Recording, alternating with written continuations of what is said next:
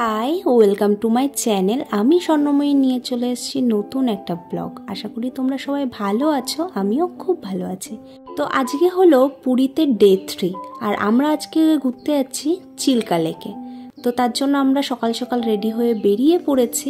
এখন বাজে 10টা আর আমাদের গাড়িও ছেড়ে দিয়েছে।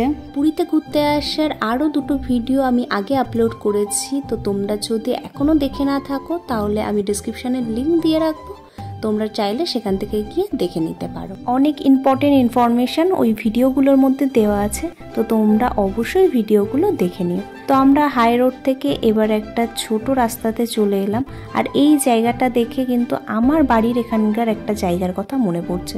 তারপরে আমরা পৌঁছেও গেছি আর এখন বাজে 2টো। তো আমরা একটা রেস্টুরেন্টে খাবার অর্ডারও করে দিলাম, যেহেতু চিল্কা লেকে আমাদের ঘুরতে কম করে 3 ঘন্টা মতন লেগে যাবে, যেটা ড্রাইভার তাদের কাছ থেকে শুনে নিলাম। তো ওই জন্য খাবার আমরা অর্ডার করে দিয়েছি, আর আগে থেকে অর্ডার না করলে আমরা কিন্তু খাবারও পাবো না। তো এবার আমরা চিল্কা লেকের দিকে যাচ্ছি, আর দেখো চারি সাইডে কতগুলো বোর্ড আছে। তো আমরা মেন যে গেটটা আছে সেখানেই যাব, ওখান থেকে টিকিট করাতে হবে। এই যে আমরা চলে এসেছি ডলফিন মোটর বোট টিকিট কাউন্টারে। তো দিদিরা গেছে টিকিট কাটার জন্য। এখানে কিন্তু সমস্ত কিছু ভাড়াতেও পাওয়া যায়, আর কেউ যদি চায় পুরোপুরি কিনেও নিতে পারে। তো যাই হোক, তারপরে আমরা টিকিট কেটে বোটে উঠেও পড়েছি। আর আমাদের টিকিটে নিয়েছে 5,000 টাকা, যেহেতু আমরা শেয়ারে যাচ্ছি না, শেয়ারে গেলে আরও অনেকটাই টাকা কম পড়ে। তো আমরা যেহেতু আমাদের পার্সোনাল একটা বোর্ড নেওয়া হয়েছিল, তো তার জন্য আমাদের রেট পড়েছিল 5,000 টাকা। আর আমাদেরকে বলা হয়েছিল ডলফিন আইল্যান্ড, আর সাথে নিয়ে যাওয়া হবে বার্ড দেখাতে আর লাল কাঁকড়া। তো চলো দেখা যাক কতটা কি আমরা দেখতে পাই। তো আমরা বেশ খানিকটা চলেও এসেছি, আর অল্প কিছুক্ষণের মধ্যেই আমরা পৌঁছে যাব ডলফিন আইল্যান্ডের কাছে। তো দেখা যাক আমরা দেখতে পাই কি না। তো চলো ভালোভাবে আমরা চোখ একদম স্থির করে দেখতে থাকি। যদি আমি দেখতে পাই তোমাদেরকে নিশ্চয়ই আমি দেখাবো। তো চলো একদম ভালোভাবে দেখতে থাকি। আর এই পাখিগুলো দেখো, কাকগুলো কি সুন্দর এসে এসে বসছিল, তো এটাও বেশ ভালোই লাগছিল। আমি কিন্তু পুরী থেকে ঘুরে চলে এসেছি 1 মাস হয়ে গেছে, কিন্তু এডিটিং করতেই বসতে ইচ্ছা করছে না। যদিও বা এডিটিং করা হয়ে যাচ্ছে, এত পরিমাণে গরম পড়ছে যে আর ভয়েস ওভারই দেয়া হচ্ছে না।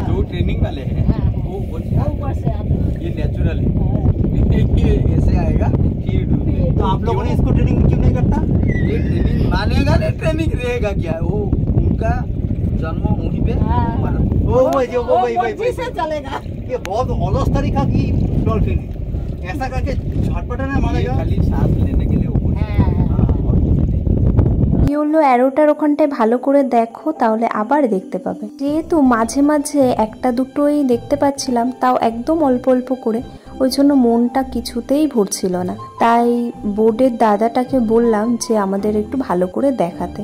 তো বেশ খানিকক্ষণ বোর্ডটা ওখানেই রেখে দিয়েছিল। তারপরে আমরা আরও ভালোভাবে কয়েকটা দেখতে পেলাম। তারপরে মনটা যখন একটু শান্ত হলো, তারপর আমরা ফিরছি।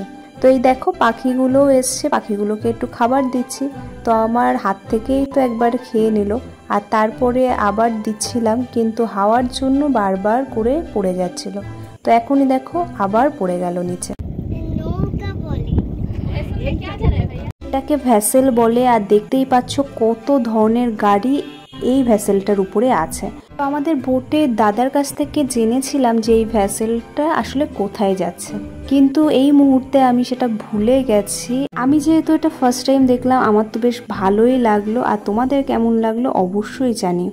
আর দেখো সামনে আবারও কিন্তু ডলফিন দেখা যাচ্ছে, তোমরা কি দেখতে পেয়েছো?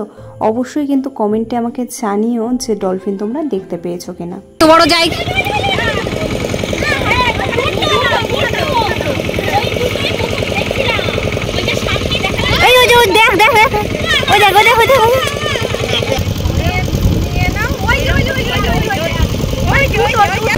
এগুলো কি পাখি বলো তো?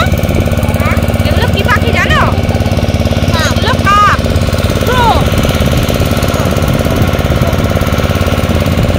চলো তোমাদের কিন্তু অনেকটা ডলফিন দেখিয়েছি, আর অনেকবার ডলফিনগুলো দেখিয়েছি।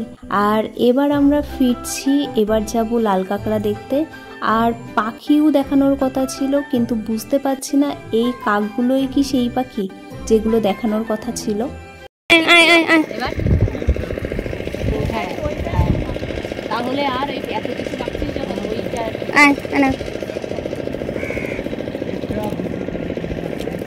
এই কুকুরটাকে আমার বেশ ভালো লেগেছে।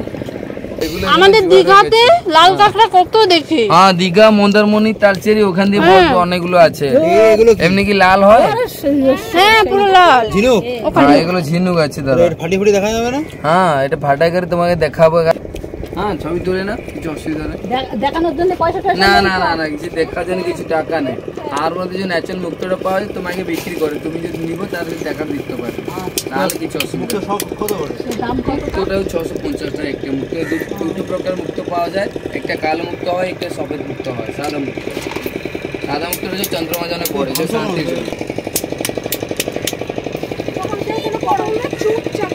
তুমি যে যাচ্ছে বড় বড় জুয়েলের দিকে যাচ্ছে যে মুক্ত নির্বাচনে, ওখান থেকে ফুলাগুলো বিক্রি হয়। এমনি প্র্যাকটিক্যাল তোমাকে দেখাবো না, তার জন্য গভর্নমেন্ট সব সাইড করে দিচ্ছে। তাও ওগুলো ফিনিশিং করা থাকে, যেগুলো আমরা ওই তো বিল অনেক সার্টিফিকেট আছে। হ্যাঁ, এগুলো মশলা সব খায়, এগুলো বয়েল করে খায়। তাহলে বড় বড় ডক্টর বলে এগুলো তো খায়। আর আইপ্যাডটা ভালো আছে। যে কটা পাওয়া গেল একটা নেই। আমাদের ওইখানে তো একটু লম্বা টাইপের পুকুরে লম্বা গুলো যে তালাব মে, তার মধ্যে যে ন্যাচারাল মুক্তটা পাওয়া যায় না দিদি, তার আকারটা সমান হয় না। হ্যাঁ হ্যাঁ। জয় জগন্নাথ। দেখে না কেমনি থাকছে, দেখে না। এটা লোক যে আঙ্গুটি করে, কানো টপস করে, ব্রেস্টের লকেট যা বি করতে পারবে আপনার। এটা শান্তির জন্য পড়ে। দাঁড়াও,